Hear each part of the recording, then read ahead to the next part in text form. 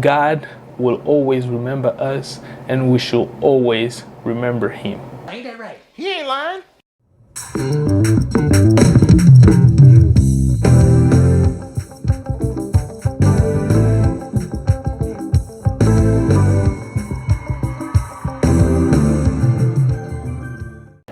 What's up, everyone? Welcome back to Alpha and Omega Exponent. My name is Parfait, and we're going to continue on our story time.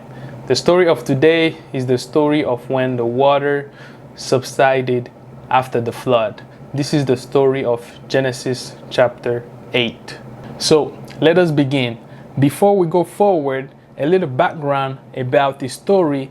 In the previous chapter, we saw that God had made it rain for basically almost 5 months, and He wiped everyone on the earth, and there was a big flood, and the only people that survived on the earth were the people that were in the ark that this man Noah had built, and his family, and the animals that God had told him to take with him in the ark.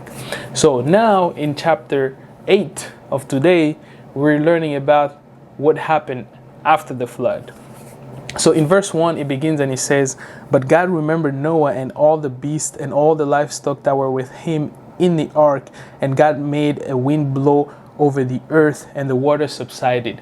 So what's the lesson that we take here from this message? The lesson that we take here is that God will always remember us, even when we may think that He has forgotten us. And when God remembers us, He does take action, and when He takes action, it's so that we can move forward with the purpose that He has given us.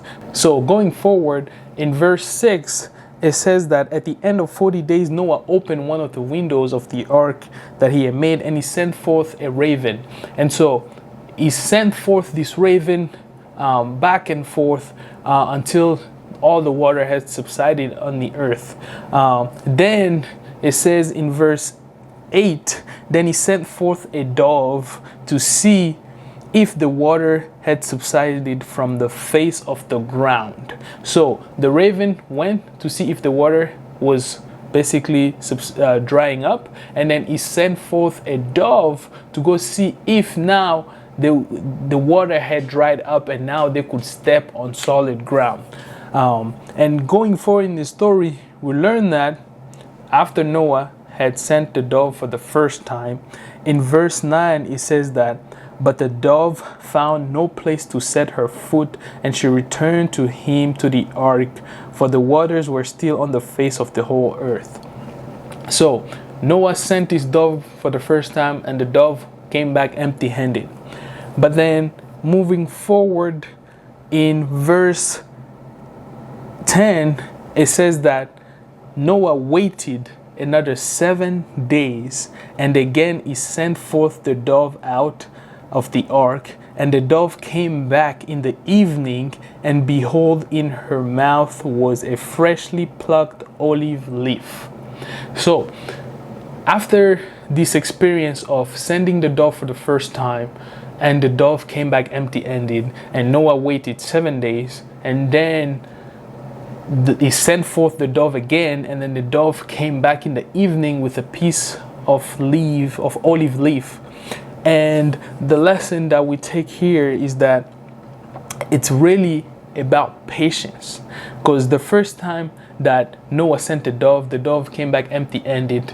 Noah was not discouraged. Noah knew that there will be a time where the water will dry up. So he had to be patient, and he was not discouraged, because he waited 7 days and he sent forth the dove again, and then the dove came back with a piece of olive leaf.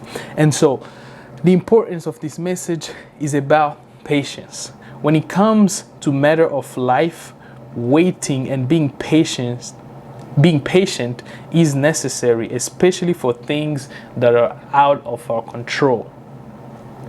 Noah had no control of how long it was going to take for the waters to dry up on the earth. He had no control of how long, the dove was going to be out there. The only control that Noah had was the faith that he placed in God, and the faith on what was going to happen in the future by sending the dove out and hoping that the dove will come back with something. And so that's what had happened here. And so a lot of people speak about patience, but patience is something that something that we need to understand well in order to practice it well. So a lot of people say that they're patient, but they don't really understand what it means to be patient. And so from this story, we can also find a way to define what is really patience. And so patience, really the definition of patience based on this story, it's basically the ability to wait on things that are out of our control. That ability will allow us to build our faith, because we also grow our faith during times when we're patient. When we become impatient, that's when our faith is also really pushed and tested. And so when we were developing that ability to wait on things that are out of our control, then God will act. Then the things that are out of our control will happen at the appointed time of when they need to happen. Because sometimes when we rush things, we lose out on things that are out of our control. And so the question that we ask here, that we need to ask ourselves, is that, is there something, or is there a current situation that you're going through right now, and in order for you to get it done or to accomplish it, a lot of things are out of your control? And if that is the case, then we need to practice the same patience that Noah had, where we have to wait on those things. The only things that is in our control is what we can do. Basically here, the only thing that was in the story, the only thing that was in Noah's control was his ability to send the dove out forth to go see if the water had dried from the face of the ground. And the same situation, similar to our life, in our situation, the dove could simply be a phone call that we need to make in order to get an update. Or the dove could simply be us, asking a question. The dove could simply be us asking for help. Those little things, that's where we can build our patience. That's where we can understand more the situation that we're in order for us to reach the goal that we're trying to accomplish. And so one thing important that I want to say here is that if we lack patience, we will lose out on things that are out of our control. But if we have patience, we will win, and we will experience, and we will receive things that are out of our control. And also, it's important to know that to not wrongly test the patience of God, because we will lose out on things that are in His control. Here we saw that Noah did not get upset at God, but he waited and sent forth the dove. And so at the same time, for us, when we're waiting, it's important that our mindset in that moment of patience, for us to remain calm. Of course, in different situations, it may be chaotic, it may be difficult, but having that patience and remaining calm, that's where we really can grow and practice the strength and the muscle that is within us of our faith in order to do what is within our control. So moving on this story, in verse 16 and all the way down to 17, it says that this is God speaking to Noah and all the people, and he's telling them, he says, go out from the ark, you and your wife and your sons and your son's wife with you. Bring out with you every living creatures that is with you and all the flesh. And basically in verse 17 at the end, he basically told Noah the command, and he says to him, be fruitful and multiply on the earth.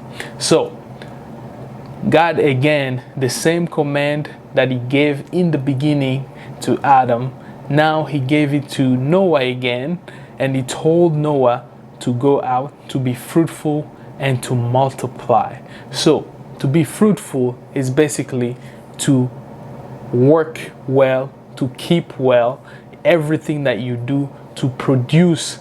We want to see the product of your work.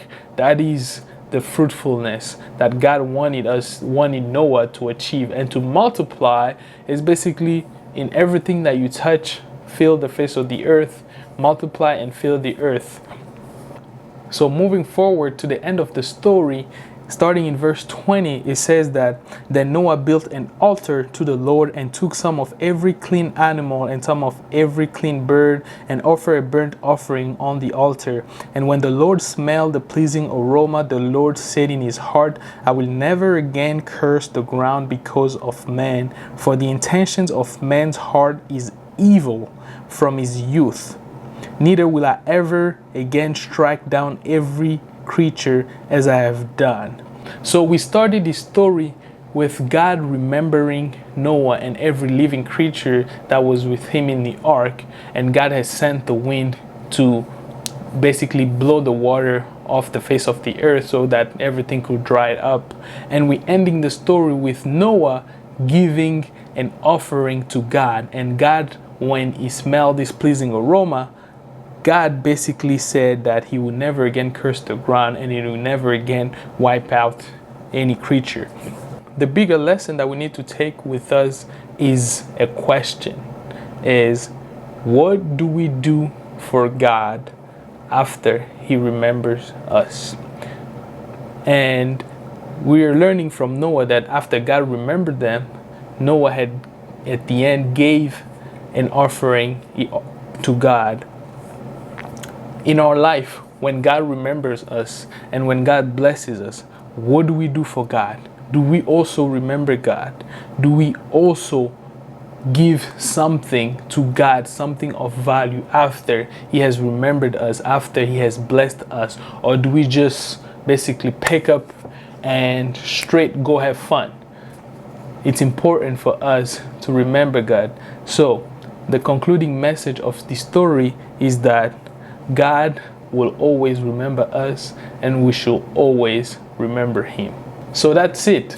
I hope that this message adds value to your life. Please share this video and I'll see you in the next story time.